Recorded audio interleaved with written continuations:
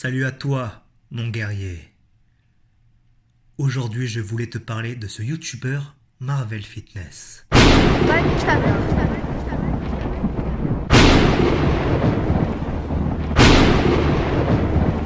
僕らは外では生きていけないんだよ。さ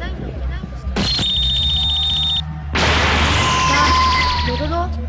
J'ai suivi un peu cette affaire et j'ai vu beaucoup de YouTubeurs parler de cette histoire.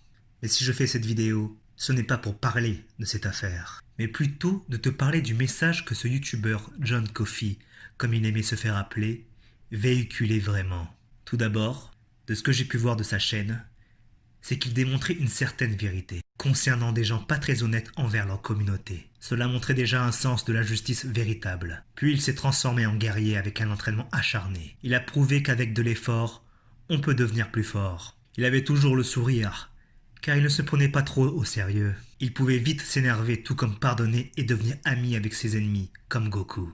Et je trouve assez injuste qu'une personne ayant de réelles qualités se fasse punir aussi sévèrement. Mais je le dis encore, je ne suis pas là pour parler de cette affaire, mais juste du message qu'il transmettait. Ce message qui prouve que tout le monde, avec de l'entraînement, un sens de la justice et de la détermination, pouvait arriver à voir le sommet.